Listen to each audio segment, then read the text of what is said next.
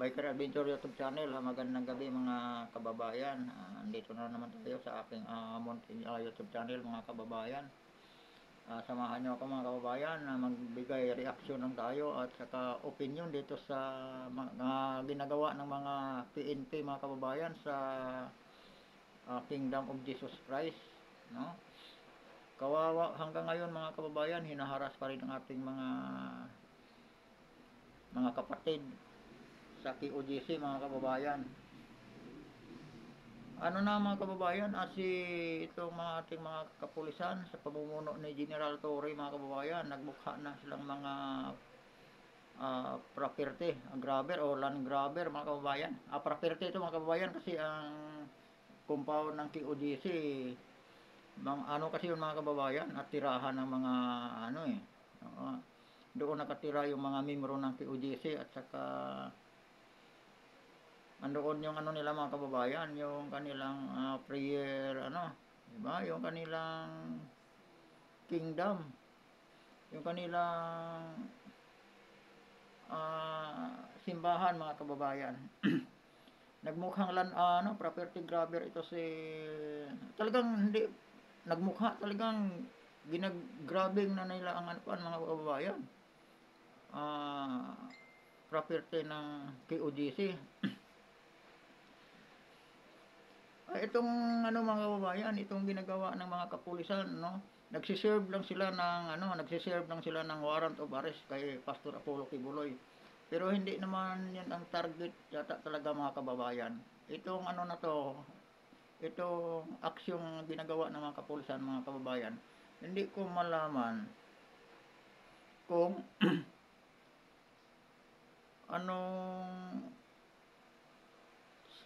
mga kababayan, kung nasunod ba nila ang ating asaligang batas.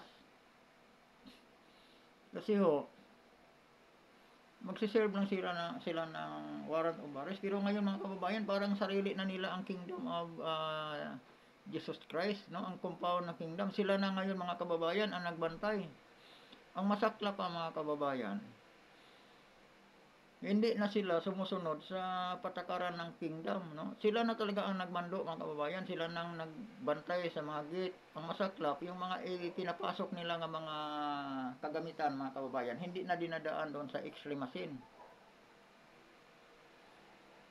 Marami silang mga karga, mga dala mga box mga kababayan na hindi na dinadaan sa X-ray machine.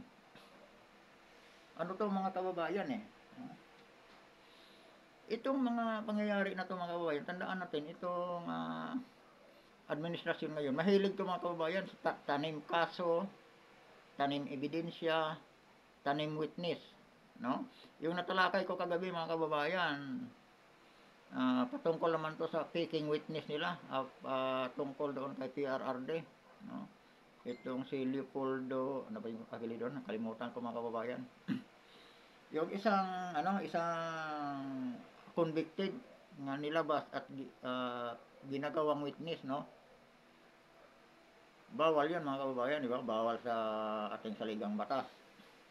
Ito namang ginagawa ngayon ng PNP mga kababayan doon sa Kingdom of Jesus Christ. Ano mga kababayan, pang 37 anniversary ng Kingdom. 37 anniversary ng Kingdom mga kababayan. Dito sa Pilipinas, mayroon tayong religious mga kababayan. Religious freedom, no? Ang Kingdom nag-celebrate ng kanilang anniversary mga kababayan doon mismo sa sarili nilang tawag nito,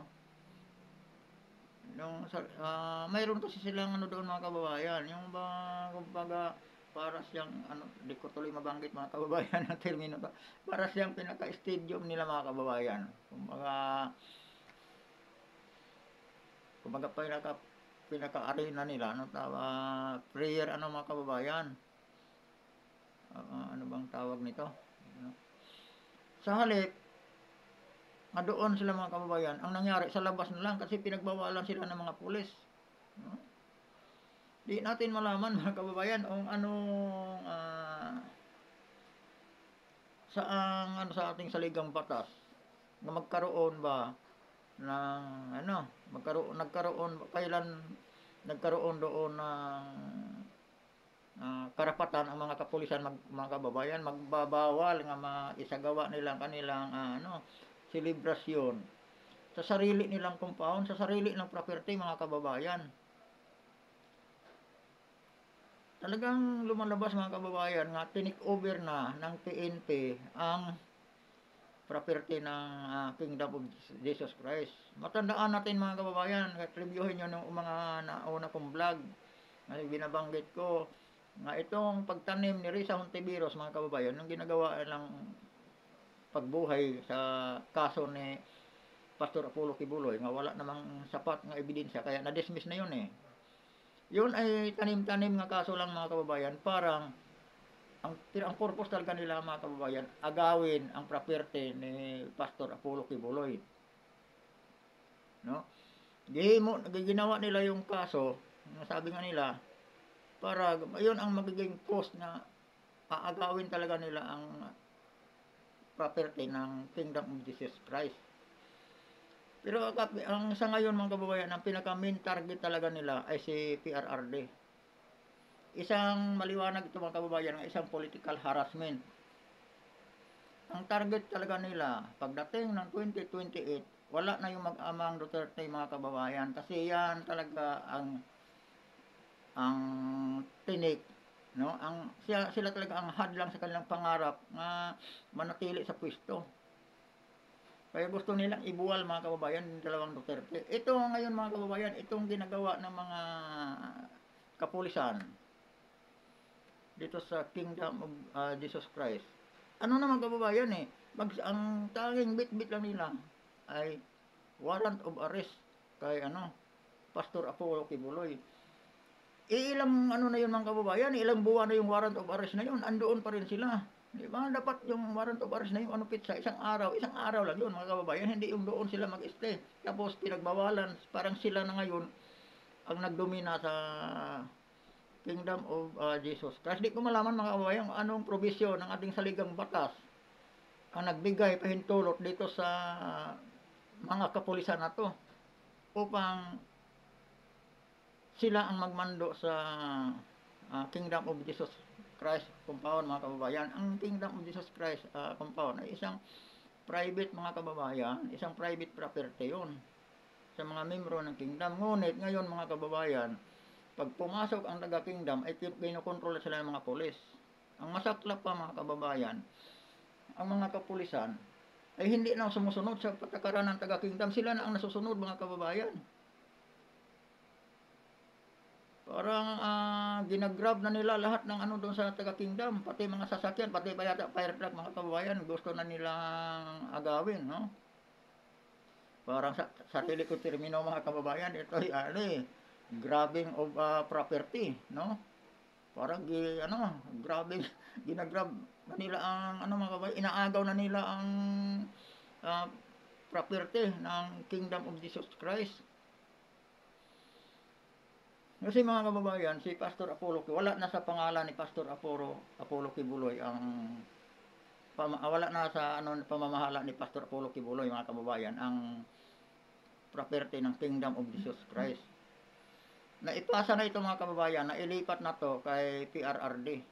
Si PRRD na ngayon ang administrator ng Kingdom of Jesus Christ mga kababayan. Ngunit hindi na ito nire-respeto mga kababayan ng mga kapulisan. Ang nasusunod ito ng si Marvel at Torre, siyempre Abalos at saka si mga kababayan. Itong si BBM, ang walang kwenta nating presidente mga kababayan. Bakit masabi kong walang kwentang presidente? Hindi naman talaga ako kababayan, galit ni PBBM, no? Ang sa atin lang, nag-ingay lang tayo dahil para kasi hindi na natin nararamdaman ngayon nga mayroon tayong presidente. Itong panghaharas ng mga PNP ngayon mga kababayan, panghaharas ni Torres sa lumalabas na sa saligang batas. Hindi ko nga malaman, di naman ako abogado kasi mga kababayan, di rin ako political analyst. Ako mga kababayan, ang ano lang, isang ordinaryong mamamayan lang ako at yung kaisipan ko, ulitin ko mga kababayan, ang abot kaya ng isip ko mga kababayan, ganun lang kaikli, no? Ganun lang kaikli talaga mga kababayan ang ano ng isip ko. Sabihin na natin bubo, ng bubo. Kaya lang mga kababayan, naunawaan ko itong ginagawa ng mga kapulisan. Ganun lang ang isip ko kalaki mga kababayan. Pero naunawaan ko ang ginagawa ng ating kapulisan. Di na nasunod ang saligang batas mga kababayan. Nilabag na nilang saligang batas. Pati yung ah, restraining order ng korte mga kababayan, hindi na nila nirerespeto. Ngayon, sino ba ang masusunod? Si General Torre ba? Si Abalos? O ang korte? No? Yung pinapatupad talaga nila ditong political harassment mga kababayan sa POGC, wala na silang sinusunod. Ulitin ko mga kababayan, lalong-lalo na dyan sa Kingdom of Jesus Christ, yung ating mga kapatid dyan, o lalo ng ating mga vlogger nga naka dyan, medyo alisto lang kayo kasi yung ginagawa ng mga kapulisan, yung mga dala nilang mga box, lalo na yung mga black box mga kababayan, hindi na pinapakita kung ano ang laman noon. Baka mamaya, bukas, sa sunod araw o sa sunod linggo, bigla na nilang sabihin, may na-discover sila naka-imbak na mga baril. No? Isang tanim ebidensya, yun talaga mga kababayan, susunugin ko na ang plano nila. Yun talaga ang balak nila, mag-imbak doon ng ebidensya laban kay Duterte. Alam mo kung bakit hindi laban ni Duterte? Kasi pag nakakuha sila doon mga kababayan, ng mga palalabasin ng mga kontrabando o mga illegal firearms, kung ano pa man dyan, tanim mga ebidensya mga kababayan. Ang hindi na si Apollo Kibuloy ang hahabulin nila mga kababayan. Kung sino yung namumuno, kung sino yung administrator, siya na ang makakasuhan mga kababayan kasi nasa ilalim na ng pamumuno niya. Si PRRD mga kababayan, ngayon ang target nila. Yun ang itatanim nila kasi si PRRD mga kababayan, itong patungkol kay Guban, yung sa magnetic lifter na napuno daw ng may lamang syabo. Ibinibintang lang kay PRRD. Sunog mga kababayan, sunog. Ito naman ngayong isang sabi yung pumatay daw sa tatlong Chinese drug lord nga nagsalita patungkol kay Duterte. Panoorin niyo yung video ko mga kababayan. Ako mismo sinunog ko ngayon. Ako nga lang mismo mga kababayan ganun lang ako mag-isip. Pero nahabol ko yung nila, yung piki nilang tanim witness nila. Ito ngayon mga kababayan, ang balak nila, susunugin ulit natin mga kababayan. No, aware lang natin ang ating mga kababayan at ang sambayan ng Pilipino, baka mamaya mapapaniwala sa palabas nila nga nakadiscover na sila ng mga baril sa loob, nakadiscover na sila ng mga tinatago, kinukulong ng mga kabataan para sabihin nilang ito'y human trafficking, mga victim mga kababayan. Kasi yan paunahing nila, diyan sila magaling mga kababayan sa mga tanim ebidensya. Kasi alam mo kung bakit, pumapasok sila, naghuhukay sila sa loob, bawal. Ang taga-kingdom mga kababayan, para pag may-ari nila yung na yon, compound na yon, bawal sila doon. Mga pulis na doon ang bawal ang media. Siyempre, pag bawal ang media, automatic mga kababayan, hindi pwede ang vlogger. No? Kasi pag oras nga papasok, payagan niya ang media mga kababayan, nauna ang vlogger doon. Mga abogado ng kingdom, hindi pwede. Sila lang talaga. Ibig sabihin, walang makakita mga kababayan kung anong itatanim nila doon. Ilalagay natin sa isip natin mga kababayan. Tataniman yun, iimbakan ng mga baril yun, kahit hindi pa nila aminin yun mga kababayan. Pagdating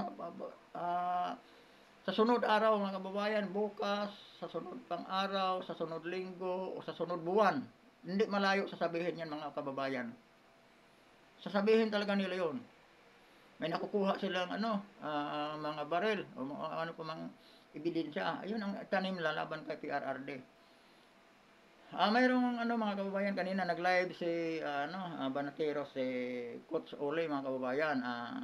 Ipapakita ko sa inyo ang video ni Coach Ole at mayroon din lang akong isuportang opinion. Sarili kong ulitin ko mga kababayan, itong sariling opinion base rin sa video nga nahahagip ni Coach Ole, mga kababayan, sa loob mismo ng compound.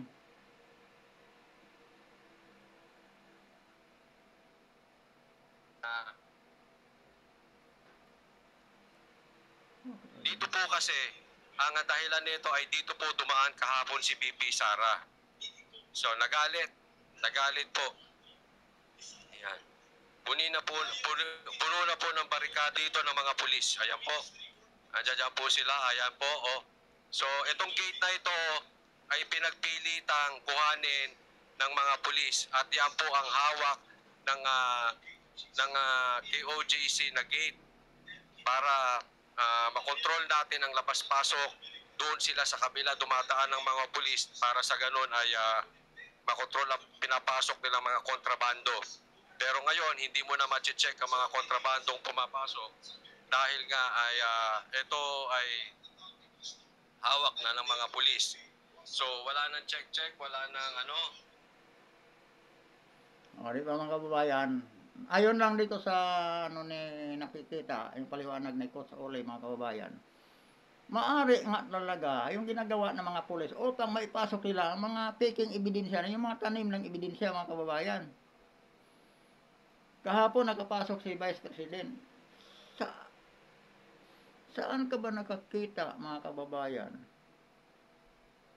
nga ang Vice President, pagbawalan nilang pumasok dyan sa kingdom na yan, no?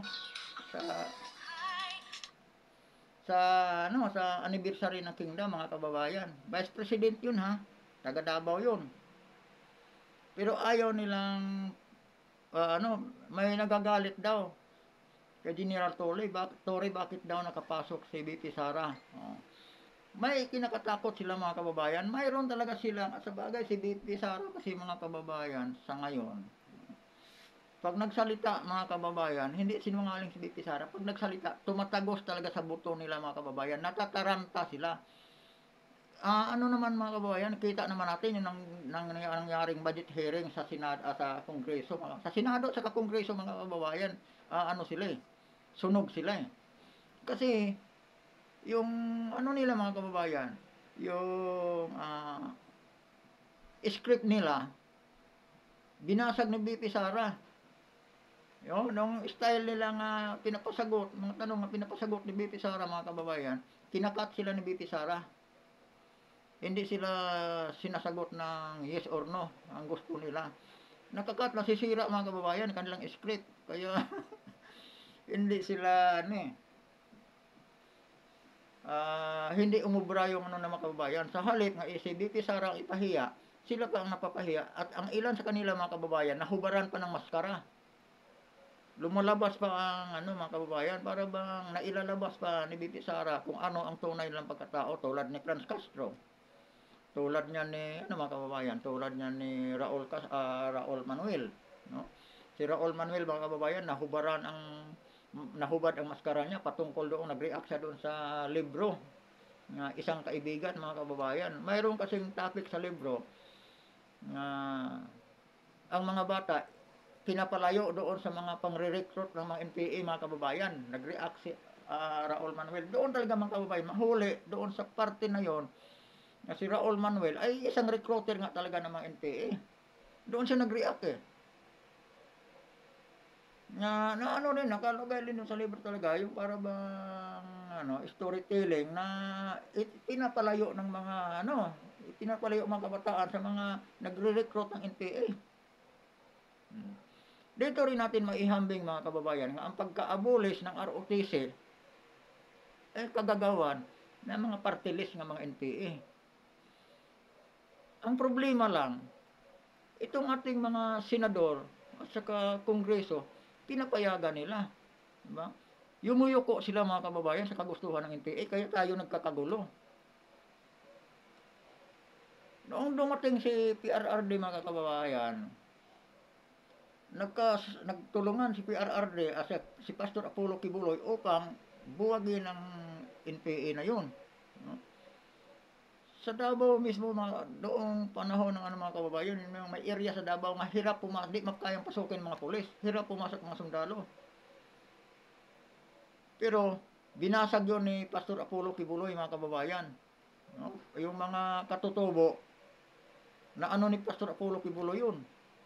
No, na divert yun sa kanyang ano, sa Kingdom of Jesus Christ. Na ilayo na mga katutubo sa panlilin lang ng mga NPA. Kaya galit na galit yung mga ano na yun, mga kababayan, sa NPA. Maano rin natin yung kwento na yan ngayon. Mapunta dyan. Kaya itong ano, dumating si PRRD, mga kababayan, nagiging presidente. Nagtulungan sila. Tinatag na ngayon yung LTF-ILCA kasi alam ni PRRD kung anong problema sa ating bayan patungkol dyan sa mga NPA na yan. Nabasa ni PRRD, nakikita ni PRRD nung mayor pa siya kung ano ang dapat gawin ng gobyerno upang masupil ang mga NPA na yan, mga kababayan. Kaya lang nung mayor pa siya, hanggang sa Davao pa lang ang kakayahan niya. Kaya nung lumaban siya ng presidente, mga kababayan, buong bansa na, buong Pilipinas na ang kaya niyang kontrolin. Kaya tinatag na ngayon yung LTF-ILCA, mga kababayan. Kaya umiyak ngayon yung mga parteles na protector ng mga NPA. Ang una nilang yan ano, mga kababayan, kung paano mapahinto ang operasyon ng CMNI, mga kababayan. Kasi diyan iniire, lalo na yung laban kasama ang bayan, binubulat-lat na ni Eric Siles yung mga kabalbalan na ginagawa ng mga NPA. At saka yung ano naman, yung sa LTF-ILCA, mga kababayan, diyan makikita sa SMNI. At saka yung programa ni PRRD nung matapos na sa kanyang termino, yung galing sa para sa masa, galing sa masa, o galing sa masa para sa masa. Yun, mga kababayan. Ayaw nila noon. Sinubukan ni BBM mga bilihin ang SMNI, ngunit hindi mabili, mga kababayan. Hindi katulad sa GMA7 nga mukhang pera, TV5 nga bayaran din, at sa lahat ng mainstream media, mga kababayan, kontrol ng gobyerno. Katunayan yan ngayon, hindi pumapalag yung mga yan, samantalang kandidato pa lang si BBM, mga kababayan. Talagang todo ano yung mga yan, no? Todo batikos kay BBM yan. Kung kailan nanalo si BBM at ginawa na ni BBM yung binibintang nila noong kumandidato pa si BBM, ay ngayon hindi na sila kumitibo, nabaliktad. Di ba? Noong nangampanya pa lang, sinasabi na si BBM ay weak leader, kasi si Presidente Duterte nagsabi nga isang kandidato pagka-presidente ay isang weak leader. Totoo ngayon. Tapos isang magnanakaw, dami. Pamilya na magnanakaw, diktadorya, mga kababayan. Yan ang sinasabi ng mga mainstream media noon. Ngayon, pag-upo ni BBM, mga kababayan, nga nangyari, ngayon sinasabi nila, di na sila, nakapagtataka, di ba? Bakit di na sila nagsasalita? Tanging ang mga vlogger na lang ngayon ang sumisigaw. Pero yung mga mainstream media, Jessica Soho, Noli De Castro, si Karen Davila, marami pa, mga kababayan, tahimik sila lahat. Bakit? Ano kaya nangyari, mga kababayan? Yan ba'y bayad na sila? Di ba? Kaya ang ginawa, mga kababayan, kumilos itong mga di ba? Yung ginawa lang dahilan, mga kababayan, patungkol dito sa travel expenses ni mga kababayan, Speaker Romualdez, no? Nagtanong si Eric Siles, Speaker, pwede bang 1.8 totoo bang 1.8 billion pesos ang ginastos mo sa travel allowance mo? Mga kababayan, nag-react sila, no? Pinatawag agad si Eric Siles doon sa Congress, mga kababayan. At ikinontempt pa nila, mga kababayan, si Eric Siles, no? 1.8 billion. Hindi yan inimbestigahan ng Kongreso, sa halip tinatago pa ng Kongreso. Ang confidential fund, mga kababayan, ng Vice President nga 125 million, mga kababayan, 125 million. Ha? Talagang mga kababayan, binabatikos ng husto. Magandang usapan to, mga kababayan. Binabatikos lang, ginagawa nilang husto, mga kababayan, ng isyu. Ha? Di ba, di na ngayon ibinigay, mga kababayan. Ginagawa pa nilang isyu para sirain si BP Sara. Dito na ngayon, mga kababayan. Alin ang malaki? 1.8 billion o 125 million? Alin ang mas priority? Ang isang speaker o ang isang vice president? Ha? Ang vice president, mga kababayan, ang budget nga talagang hinahalongkat nila, ano daw, ang dami silang sinasabi, mga kababayan. Ano daw, no? Ano yun, ha? 125 million lang. Ang budget ng speaker, mga kababayan, speaker lang yun, ha? 1.8 billion. Pero bakit hindi yan hinahalongkat, hindi yan hinuhukay ng mga congressman, mga kababayan? Di ba ito, isang one-sided ng ano? Yan dito pa lang, mga kababayan, makita natin kung anong mayroon yung mga congressman yan. Dapat yan, abolisin na yung mga kongreso, mga kababayan, kung ganyan man lang sila, di ba? Wala silang kwenta. Talagang makikita nga mayroon silang pamumulitika ang kanilang ginagawa, mga kababayan. Ako, ulitin ko, mga kababayan, ang isip ko, ganun lang kaikli, mga kababayan, ganun lang kaiksi ang isip ko. Pero nakikita ko yung problema na yan. Ha? Nakikita ko yung problema na yan. Ako isang ugok na pagkatao, mga kababayan. Ganun lang ako mag-isip. Pero nakikita ko yung panarantado na yan. Pinaikot. Di ba, mga kababayan? Ang 1.8 billion, hindi nila kini-question yan. Kung saan napunta yan. Travel allowance daw. No? Walang ipinapakita ng resibo. Certificate lang ng mga kababayan. Kuha. Pwede ba yun? Certificate lang? Okay na. Samantalang ang BP Sara, mga kababayan, detalyado. Kini-question pa nila. Ilang milyon, tapos ilang araw lang, natapos na. Di ba? Pero, ang 1.8 billion nga ginastos, nga kinurakot ng speaker, hindi nila, hindi sila kumikibo, mga kababayan. Di ba katarantaduhan yan? Ano sa tingin nyo, mga kababayan? Oh. Tapos isa pa, itong budget ng 2025, mga kababayan, itong OBP budget, kini-question na naman nila yon, mga kababayan. Talagang sinisira. Parang gusto na naman nila ngayon mga tapyasan o kaya i-zero balance, mga kababayan. Kasi alam nyo, pagka na-zero yan, mga kababayan, ang ating Vice President walang magawang proyekto. Upo lang siya, mga kababayan, wala siyang magawa. Yun ang gustong-gusto nila. Gagawin lang issue yun. Inutil ko si BP Sara nung siya pa ang Vice President, wala siyang ginagawa eh. O, di ba? Gusto na naman nilang ipahiya. Yun talagang susunugin natin, mga kababayan. Ulitin ko, mga kababayan, ako. Mahinang mga kababayan, pero ang sa akin lang siguro maitutulong sa ating mga sambayan, susunugin ko yung balak ng mga lintik ng mga politiko na yan, di ba? Ipauunahan ko na lang, mga kababayan, papaliwanag ko yung kunting, yun lang ang ko yun ang feeling ko, yun lang ang opinion ko, basta yun lang ang nabasa ko, mga kababayan, sa galawan nila. Ulitin ko, mga kababayan, ang isip ko ganun lang kakitid, hindi ako matalinong tao, ganun nga lang kakitid isip ko di ba? Ganun lang kakitid ako mag-isip, mga kababayan. Pero nakita ko itong panarantado ng ating mga politiko, lalo dyan sa Kongreso. Kaya sabi ko nga, dapat yan, abolisin na yung Kongreso niya. Wala namang kwenta yan Gagastos lang ng gobyerno yan. Di ba? Yung mga nila yan, yung mga hearing-hearing na, puro scripted Kaya nilalaro sila ni BP Sara doon sa OBP budget. Di ba?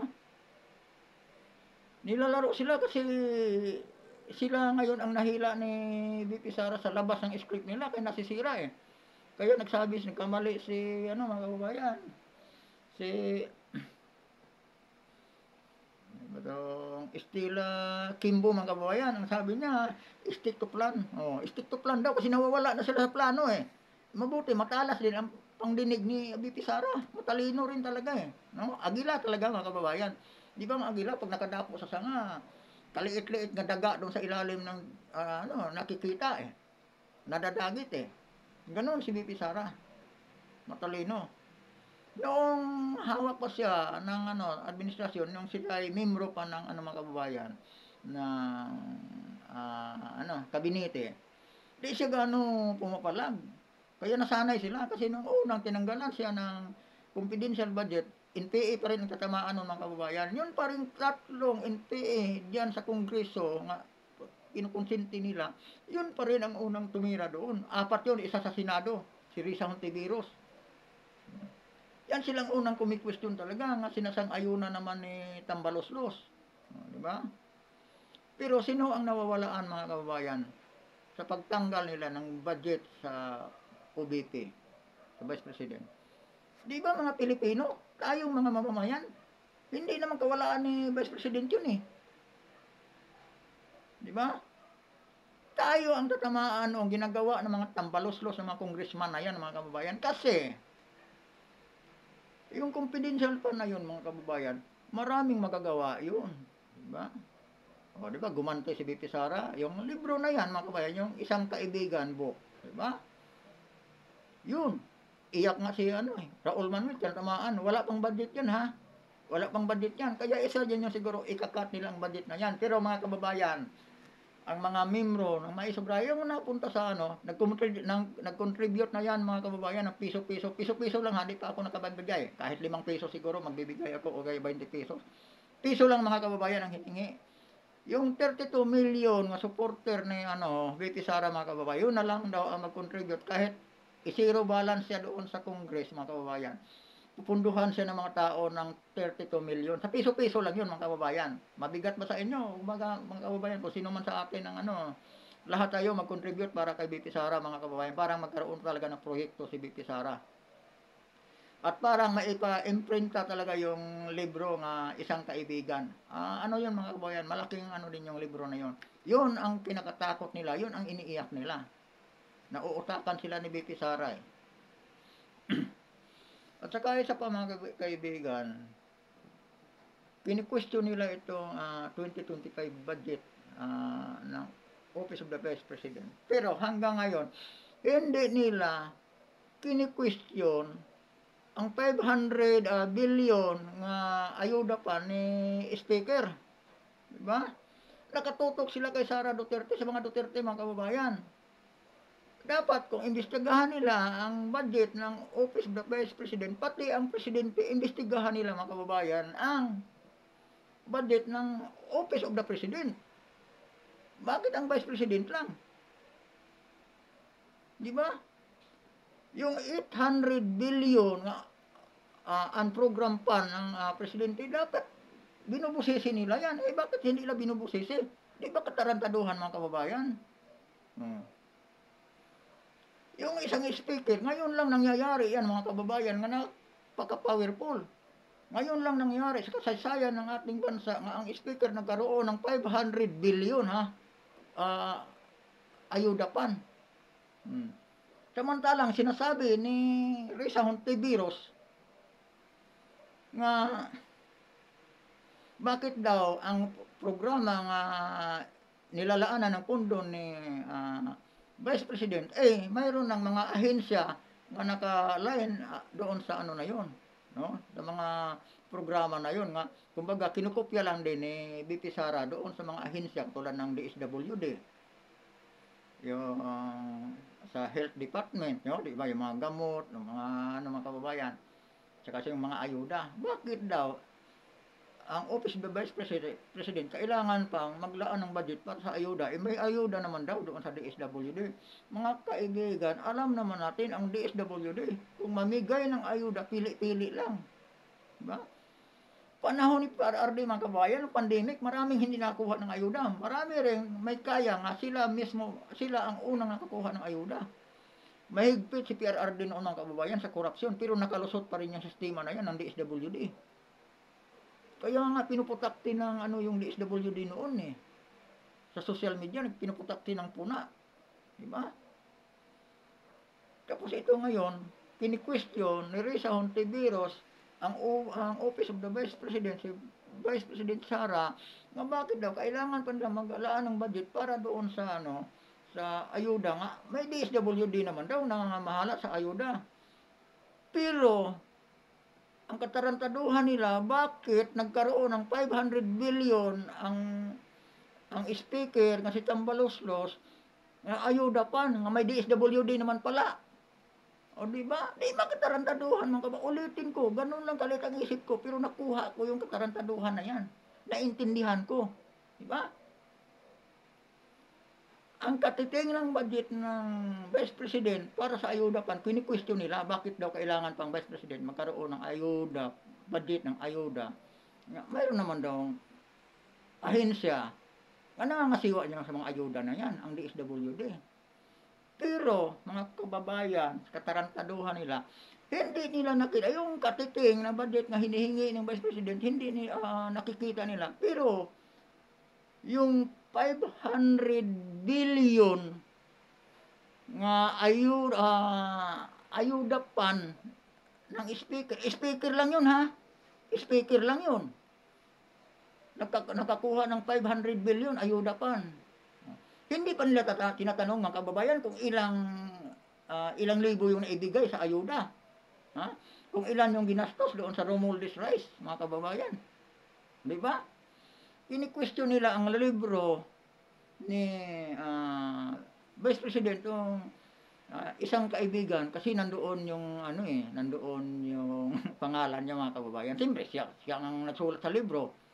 Natural lahat ng mga libro mga kababayan. Kung sino yung author, tama ba ako? Yung writer noon, nakasulat talaga yung pangalan. Ngayon mga kababayan, kasi gawain nila yung pamumulitika, hinaharang nila kasi early campaign campaign ba yung sinasabi ng mga kababayan, no? Maagang pangangampanya, kumbaga. Pero ang malaking pangalan ni Romualdez Rice, napakaano mga kababayan, no? Napakabastos ito. Romualdez Rice, 2 kilong bigas na may amag ang laman. Hindi nila yung nakikita mga kababayan. Di ba?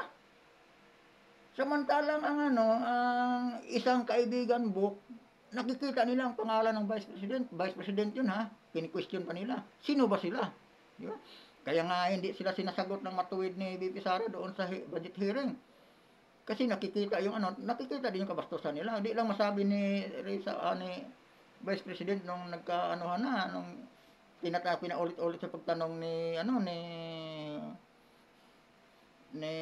Franz Castro, di lang bastos si BP Sara pag sumagot, pero may na talaga. Di lang masabing who are you, di ba? Kasi papasagot doon niya eh. Di lang masabi ni BP Sara, sino ka ba? Pwede sagutin ng ganun mga kababayan, sino ka ba? Isa kang convicted, di ba? Isa kang convicted ng child abuse. Oh.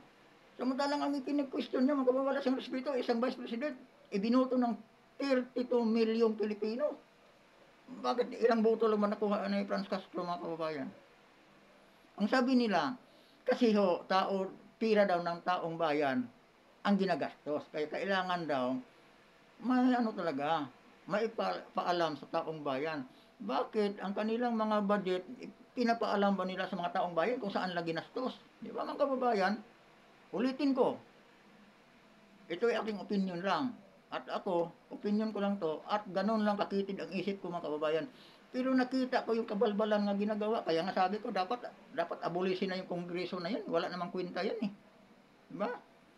Walang kwenta yung kongreso na yan. Ano ba ang nagawa ng kongreso para sa pinakamahirap ng mga Pilipino?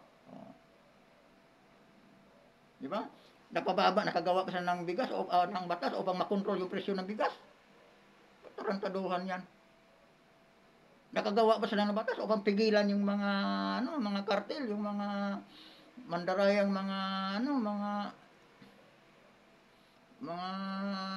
yung tawag nito, mga kabayan, yung mga namimili ng gulay doon sa mga magsasaka, nung bumibili ng mga produkto ng mga magsasaka nga sumasakal sa ating mga Pilipino, may nagawa silang batas patungkol doon upang mapigilan yan, wala.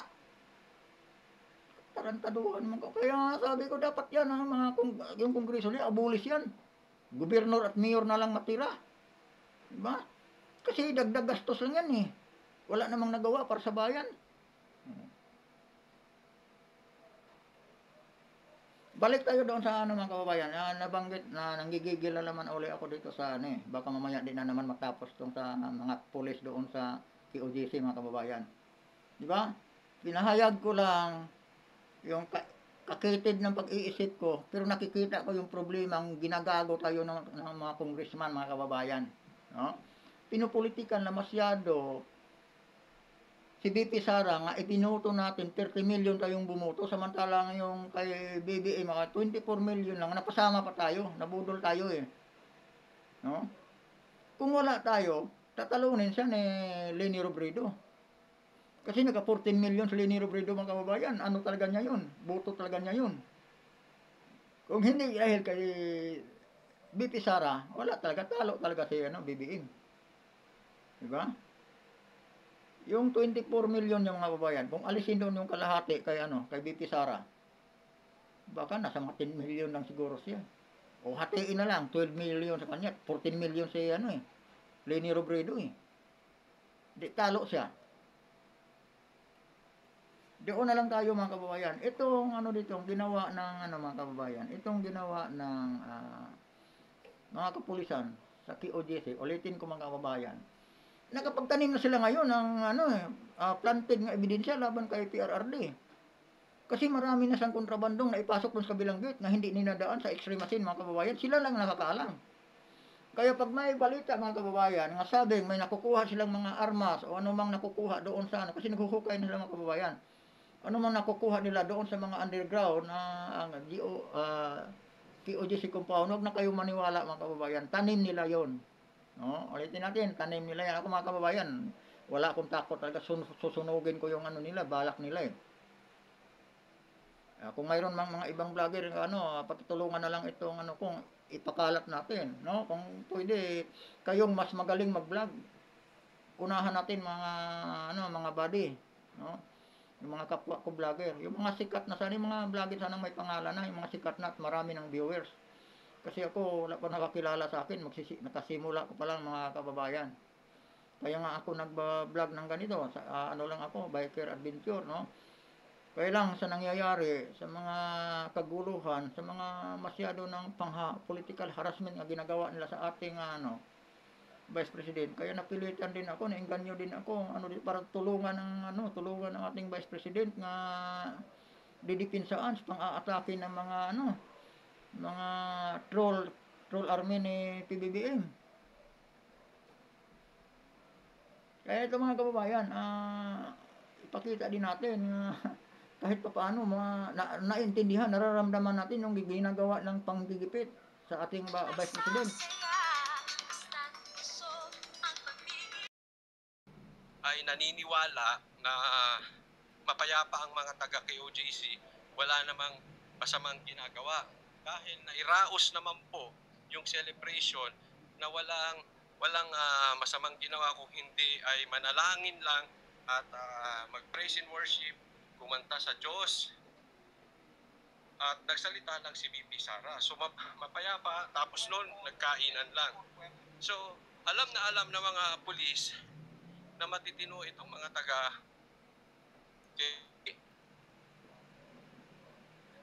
pinakita nila yon. So akala namin okay na, ngayon biglang sumugod itong mga pulis at tinikover yung lugar. So meron pong pumasok na information, ito ay tatanungin lang natin, Torre. Torre, ito ba ay may katotohanan na kaya daw pinasok mo yan ay napagalitan ka ng nasa itaas, bakit nakapasok si BP Sara? Ang dahilan? Bingo mga kababayan. Ibig sabihin talaga, si Torre mga kababayan, isang tuta, pero nasa taas. Di malaman kung si Tambaloslos mga kababayan o si BBM, pero si BBM mga kababayan parang wala ganong alam eh. Diba? Ang sabi nga niya, wala daw baril yung mga pulis na pumasok, wala daw ni isang baril, walang tear gas. Parang wala siyang alam mga kababayan, di natin alam kung talagang nababaliw ng ating presidente o talagang pinapaikot lang siya sa mga nakapaligid sa kanya. Kung pinapaikot lang siya mga kababayan, di kawawa itong presidente, nagbukhang tanga.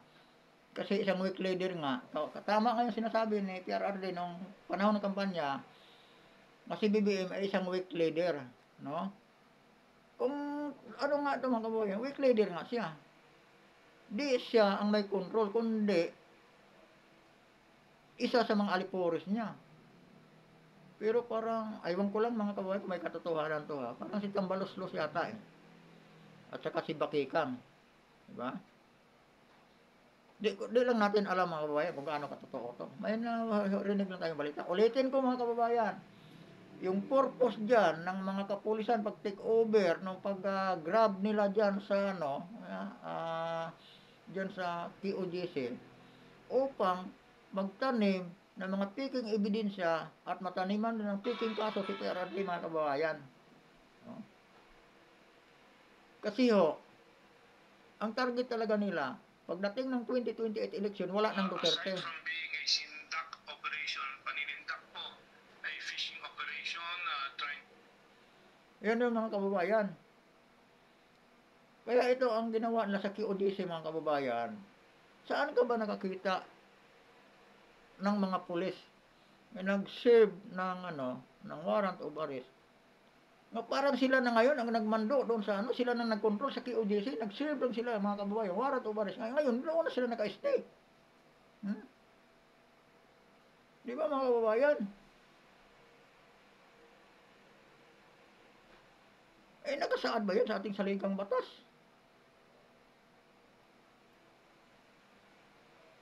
Lahat ng aksyon na pinakita sa QODC mga kababayan ay labag sa saligang batas. Wala silang nasunod sa ating saligang batas. Di malaman kung anong mandato doon sa ating saligang batas ang nagbigay sa kanila ng karapatan na kontrolin ang QOGC. Samantalang ang target lang nila dyan mga kababayan ay mag-serve ng warrant of arrest kay Pastor Apollo Kibuloy. Pero ang ginawa, naghukay na sila dyan mga kababayan kung ano-ano nang ipinapasok nila. Kung mag-serve ba ng warrant of arrest mga kababayan, magpapasok ba dyan kung ano-ano mga malalakihang kahon na hindi nila ipapakita? Matik yun mga kababayan. Kung mayroong makuha dyan ng mga armas o mga droga o anumang kontrabando, galing yan sa mga pulis mga kababayan. Huwag tayong maniwala. Kaya uunahan ko na kayo mga kababayan, baka ma-brainwash pa kayo dyan sa mga kapulisan na yan. No? Yun talaga. Kasi alam mo bakit? Paano naman pa sinungalingan? Kasi pa sinungalingan talaga yun. No? Paano nyo masasabi nga hindi sa kaninyo yan? Samantalang marami kayong ipinasok doon nga hindi nyo pinapakita. Diba? Hindi dinadaan doon sa extremasin. At saka isa pa mga kababayan, yung sinabing pinagalitan si General Torre dahil nakapasok si BP Sara, mayroon ba tayong makikita sa ating saligang batas mga kababayan na nagbabawal sa ating Vice President nga dumalo sa anumang mga okasyon o kaya yung mga anniversary sa iba't ibang sektor ng mga Pilipino mga kababayan, bawal lumapit ang ating Vice President. Hindi naman nangangampanya. Diba? Nagpaliwanag lang kung bakit tayo naghihirap. Naghingi lang siya ng pasensya sa mga taga-QOGC na hinihikayat niya na suportahan si PBBM. Yun lang naman ang ni BP Sara eh. Siguro nasaktan sila noon mga kababayan. Naghingi ng suri si BP Sara nang dahil hindi siyang presidente, naghihirap ngayon ang mga Pilipino. Naghihirap ngayon, nagsuffer ngayon sa kahirapan ang Kingdom of Jesus Christ. Yun lang naman sa kanyang pagpasok doon. Wala naman sa ibang sinabi. Naghingi lang siya ng suri. Nang dahil sa kanya, ay naghihirap ang mga taga-QOGC. Alam mo kung bakit dahil kanya? Dahil kung pumayag lang siya sa panawagan sa mga Pilipino na lumaban siya pagka-presidente, sana hindi hindi si BBM ang presidente natin, kundi si Sara, tahimik sana tayo mga kababayan. Pero nagpabudol si BP Sara, nagpauto siya, dahil sa pagmamahal natin sa kanya, nadala tayo. Pero ang iba talagang mga DDS mga kababayan, hindi talaga ibinoto si BBM.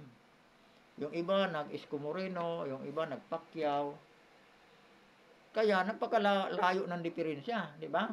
32 million ang botong nakuha ni BP Sara, samantalang si BBM 24 lang, dinagdagan ng Smartmatic ng para makadikit kay BP Sara. Mayroon silang binawasan ng boto. Ewan ko kung saan sila kumuha. Kasi hindi naman pwede magsobra ang boto sa mga botante sa Pilipinas, mga kababayan eh. Mayroong bawas, mayroong dagdag. Yung binabawasan, idadagdag kay BBM. Parang makadikit doon sa boto ng Vice President kasi pag malayo masyado, ang titingalain talagang si BP Sara. Sa kasaysayan ng ating eleksyon mga kababayan, si BP Sara pa lang yata nakakuha ng 32 million. No? Sa 16 million, mayroon ding nakakuha maliban kay PRRD mga kababayan. Pero yung 32 million sa Vice President, tanging si VP Sara lang talaga nangyayari yan. Diba? Napilit nila ngayon sinisira.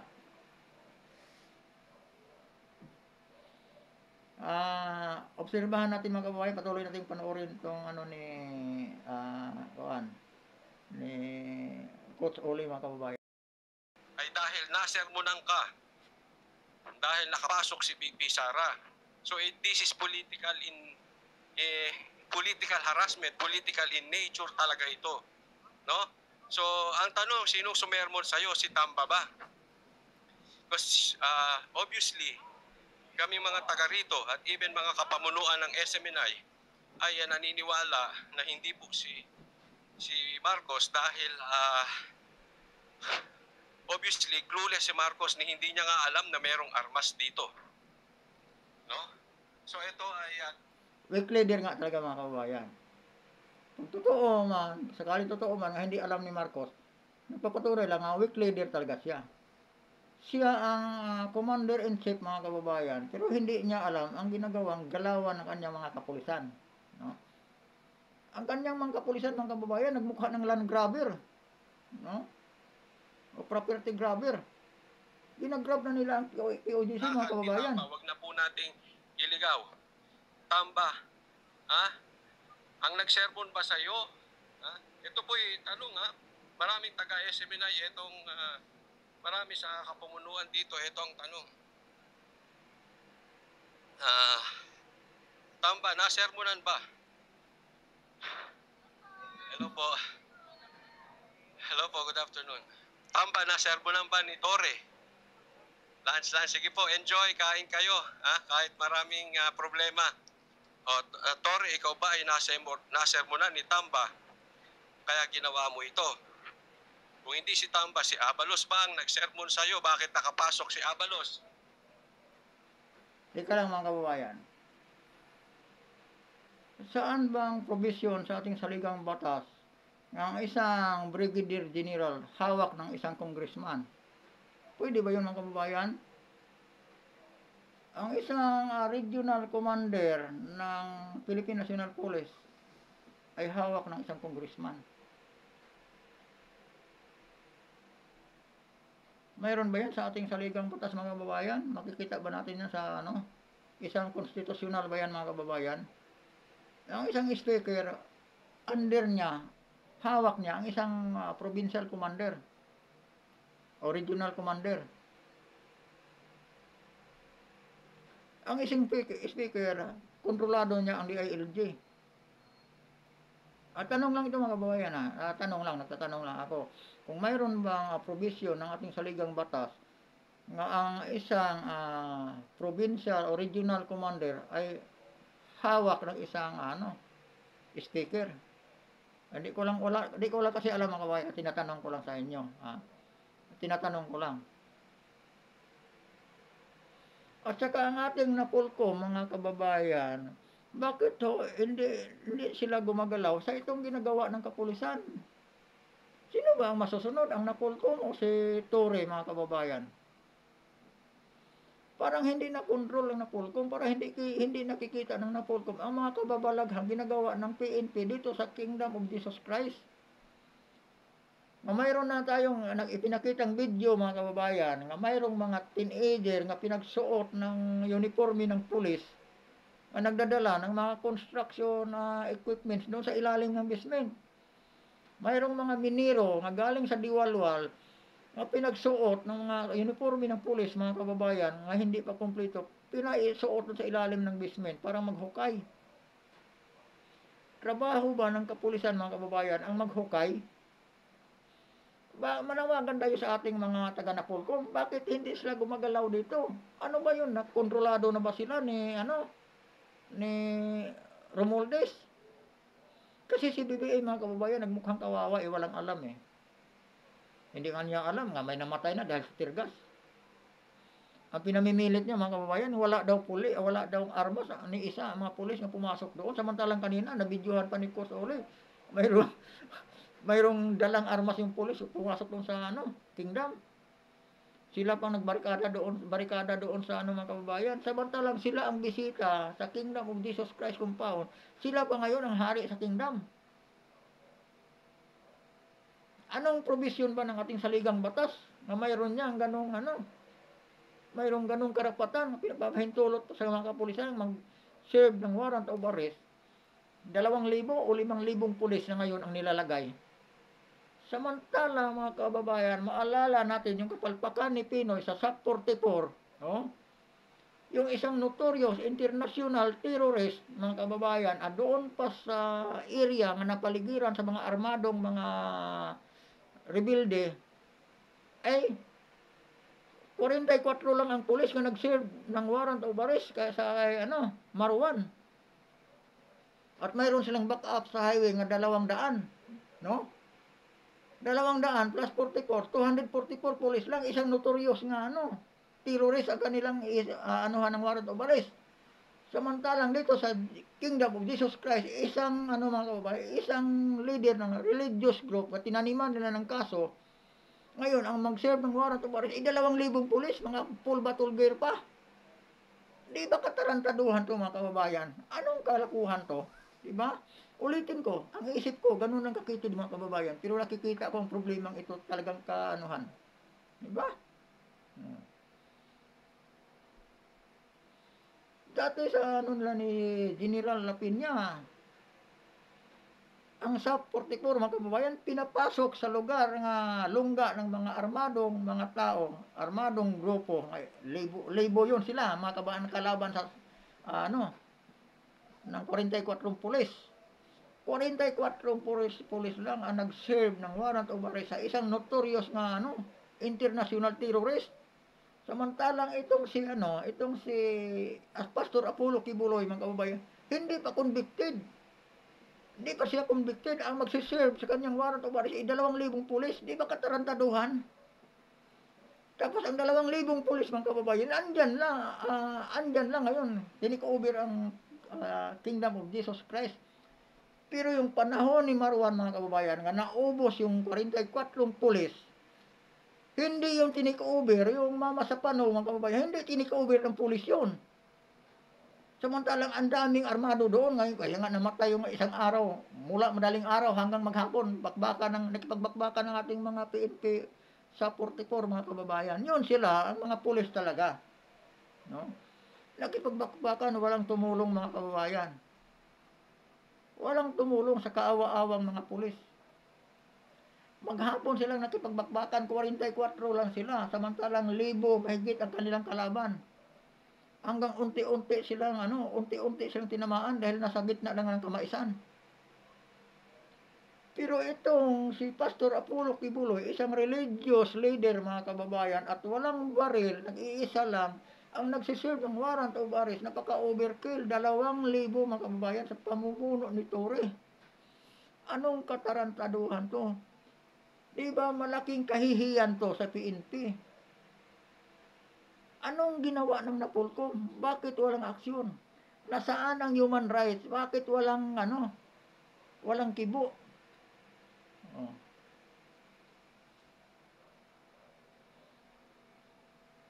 May na yung ating mga abogado ng Kingdom of Jesus Christ. Naghain na ng petition, pero hanggang ngayon, parang may na nga yung korte, pero hindi sinunod. Bakit walang palok? Dapat kinukontempt na yung mga opisyal nga nandyan.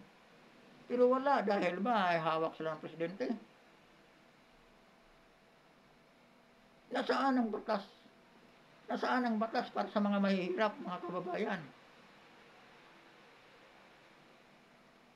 Ito'y maliwanag na isang political harassment sa mga Duterte, mga kababayan. Kahit anong sasabihin nila.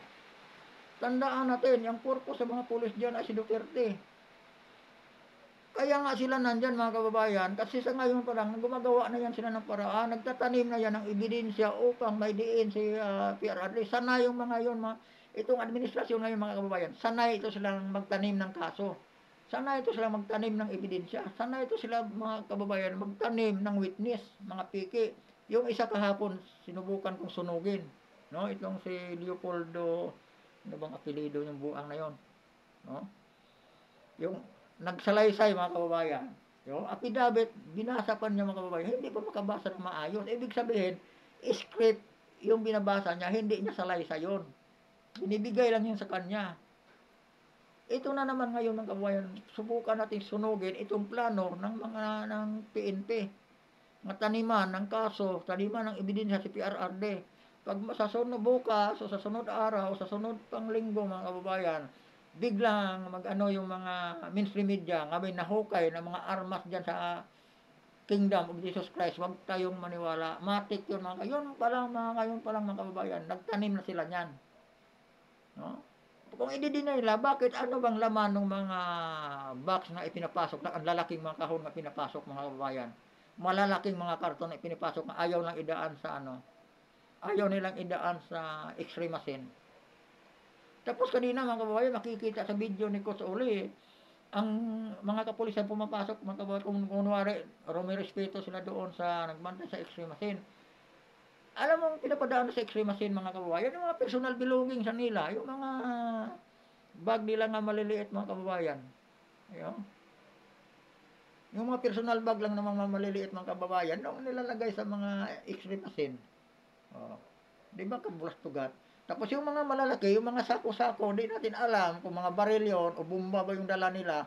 Doon sa kabilang gate mga kababayan, nga sila ang nagkontrol, sila ang nagbantay, hindi na matcheck yung mga gamit doon. Pero kung yung taga-kingdom ang dumaan doon, tinicheck nila. Mga vlogger dumadaan, tinicheck nila. Pero yung mga pulis na may pasan-pasan, yung mga peking pulis, na nagpasaan ng mga sako mga kababayan, hindi pa, wala pang mga nakasuot lang ng uniforme ng pulis, t-shirt lang, walang mga nameplate. Nakasinilas lang yung iba mga kababayan. Eh, dapat huli yun, diba? Bawal yun. O bakit hindi na hinuli? O, bakit ang napulkom walang imik? Hindi ba alam ng napulkom to? Panggagago mga kababayan, mga panggagago ang ginagawa ng administrasyon ngayon. Niluloko lang ang mga Pilipino. Niluloko lang ang taong bayan. Yung ginagawa ngayon ng PNP, bayad yan ng tax, mga taxpayer mga kababayan. Gastos yan ng gobyerno. Ang sabi na ugok ng marble mga kababayan, yung PNP chief natin ngayong ugok, no? Kaya daw tinanggal yung mga pulis, personnel ng mga bodyguard na ni BP Sara dahil kailangan daw hugutin kasi kulang daw. Kulang daw sabi nila ng PNP personnel. Pero yung libo-libong pulis andyan tinututok sa Kingdom of Jesus Christ compound mga kababayan, anong katarantaduhan to? Di ba? Ang Vice President tatanggalan mo ng Presidential Guard kasi kulang ka ng pulis tapos malalaman nakikita na lang nasa 2,000 mahigit yung pulis na nakatutok yan sa Kingdom of Jesus Christ. Anak ng puta naman to si Marbil, oh. Napakagago, nakakaloko ka. Yung mga pulis na tulad mo, hindi dapat dyan sa posisyon na yan. Kawawa ang taong bayan sa'yo, eh. Sayang yung pinapasweldo ng gobyerno sa'yo. Hindi naman yung presidente nagpapasweldo sa'yo, hindi naman yung speaker nagpapasweldo sa'yo. Taong bayan. Tapos taong bayan ang ginigipit mo. Gago ka.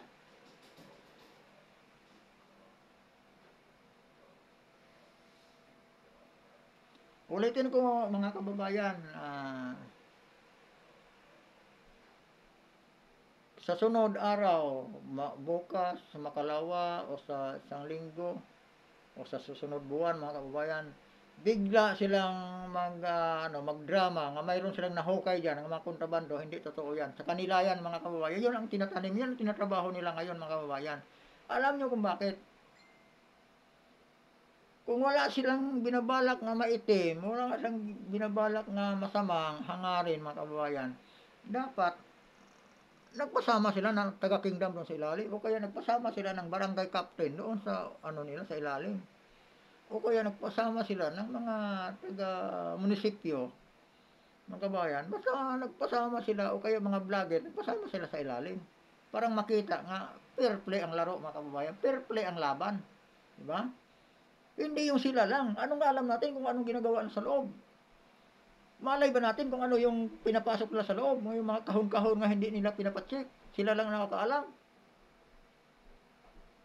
Diba? Paano natin masabing hindi sila tanim ng ebidensya doon? Yun nga ang plano nila, eh. Kaya nga hindi nila ano, hindi na dinadaan sa X-ray machine, makikita eh. Ayun na lang siguro mga kababayan, kasi inabot na naman ako ng 1 oras.